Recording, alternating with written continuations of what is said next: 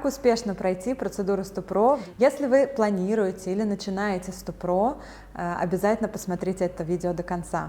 Давайте пройдемся по основным моментам, которые необходимо знать для того, чтобы успешно пройти СТУПРО. СТУПРО — это ступенчатая процедура легализации партнера-иностранца в Израиле. Она создана для таких пар, в которой один партнер уже израильтянин, а второй иностранец.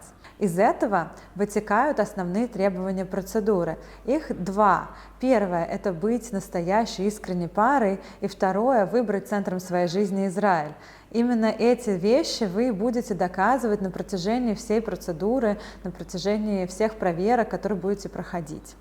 Процедура СТУПРО включает несколько этапов. И первый этап, вы можете подумать, открытие дела. Нет, на самом деле первый этап СТУПРО — это подготовка. Подготовка — это очень важный этап. На этом этапе на самом деле очень многие совершают ошибки, потому что подготовка включает в себя и изучение всех нюансов процедуры, и сбор документов правильный, и стратегию, что очень важно. Кстати, по поводу ошибок, вы можете перейти в наш Инстаграм, ссылочка будет в описании, и написать нам в личные сообщения, мы вам вышлем гайд, который подготовили по самым основным ошибкам СТУПРО, которые часто встречаются в нашей практике.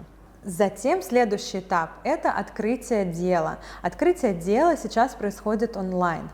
Уже к этому этапу у вас должны быть собраны документы необходимые, которые вы загружаете онлайн и подаете их через официальный портал.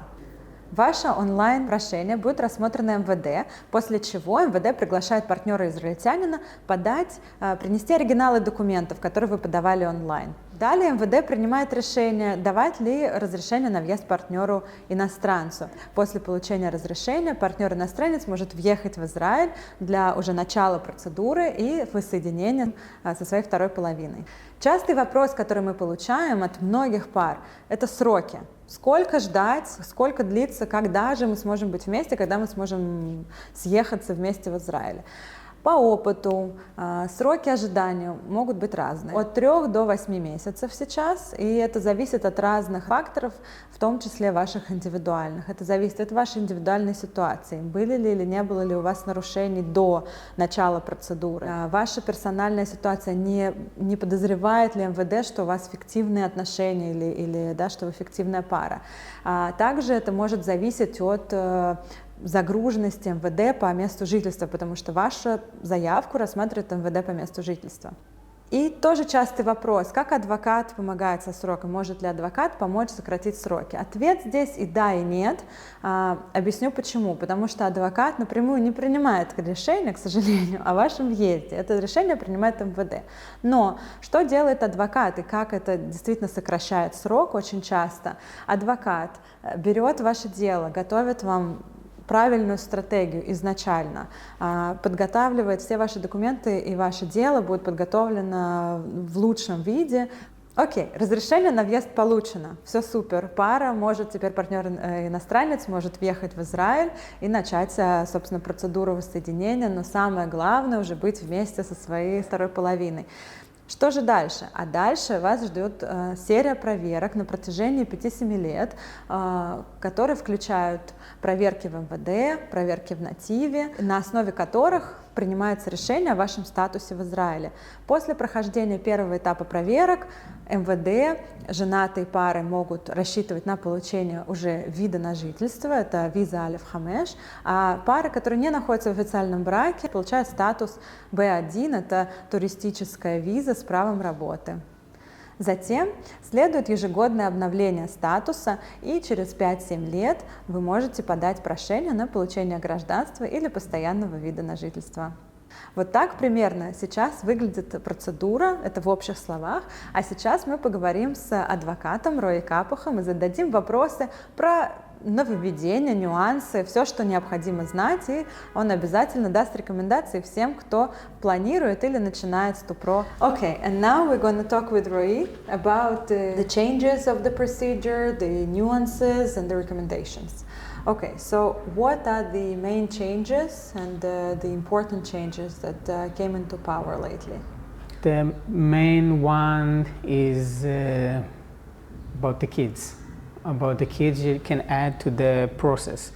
It used to be, not long ago, that only married couple could add the kids of the foreign spouse, the minor kids, to the process. Okay, and the status of the foreign partner would be the same status that will be granted to the minor. And not long ago, there was a big change that also חיים משותפים, also non-married couple, that having a center of life in Israel and genuine relationship can add the minor kids to the process, the minor kids of the foreign spouse. Native process used to be conservative back then. You used to have a questionnaire, you used to send it to Jerusalem, and then you need with the confirmation of the post office, and you need to, now it's online. There is an online number you get, you apply online, and it's a non-paper process as it used to be. Yeah, every year also the fee is changed. Usually more money is being asked. So now it's 1,020 shekels. It used to be less. So it's being updated every year. So also expect that. What about youth marriage? You do recommend? Don't recommend? What is the way to go? I highly recommend if the couple prefer it. It's totally personal.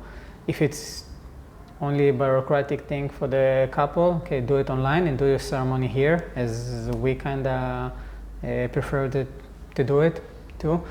If you want to have a trip abroad with friends, family, it's the thing here about it's the option. Legally, it's both fine in order to be qualified to start the СТУПРО.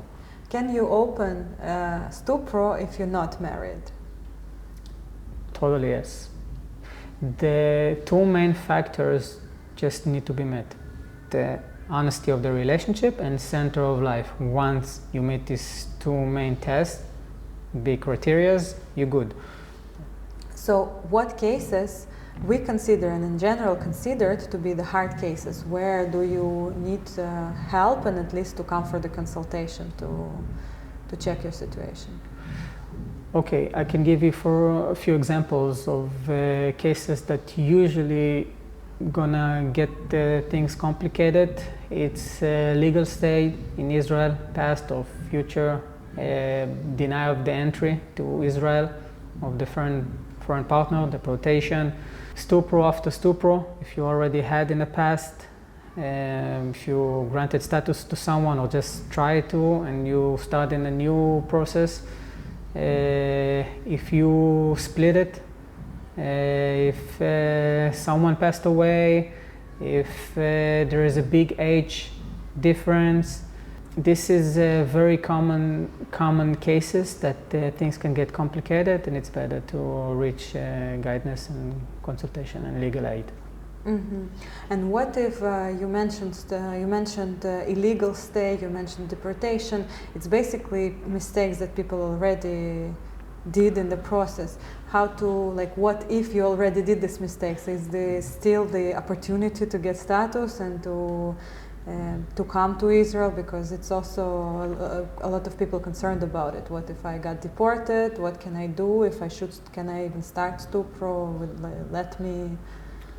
Yeah, it's totally doable with the right treatment. It's totally doable. You just need to remove the restrictions in the MVD, because you cannot just enter Israel, or you cannot start the process if you're already here and been illegally here in Israel. So it's totally doable with the right legal approach. Lately, we've been asked this question: СТУПРО or Giyur?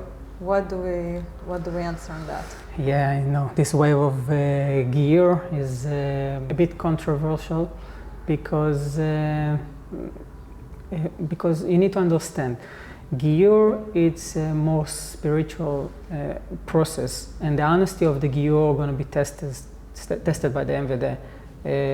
One day Giyur or something like that, not going to grant you citizenship right away. You need to understand there are specific criteria that once you met them, you still going to be the sincerity of your giyur going to be tested. It's might going to take time. You need to remember that. And I know there is out there some that think differently. Let me put it that way. And it's important for you to understand. If you have Israeli spouse and you have the option to start the СТУПРО and simultaneously do a giyur from a very sincere place, okay, you can go for it. If you do not have a partner, Israeli partner, okay, you can do the giyur, but remember, it's going to be checked and it's might going to take time. It's not that easy breezy and it's not that fast, and it's going to be tested.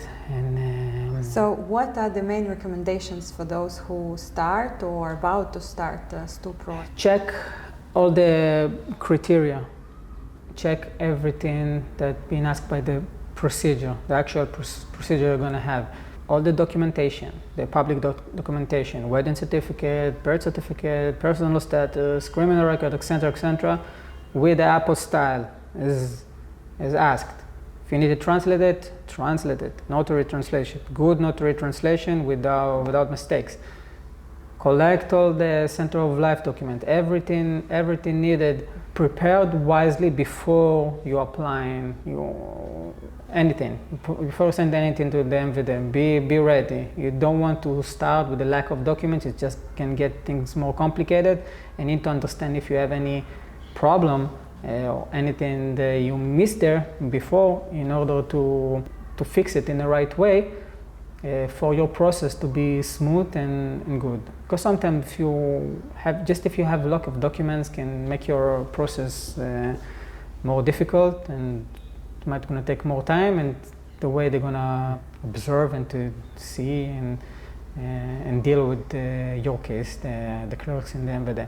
Yeah, if you feel comfortable enough, okay, it's good. If you feel not secure enough, of course, I'm inviting you to seek for consultations, seek for guidance, and also representation, as you wish. Feel secure in the end of the day. I'm deliver the message anyway. If you want my representation in the end of the day and want my help or not, remember, you're Israeli citizen. You have the right by law to obtain status and to live here. Even if you have a foreign spouse, you have the right to live and to, in the end of gradual process, to grant citizenship, but you have this right. And remember, be confident about it and feel right about it.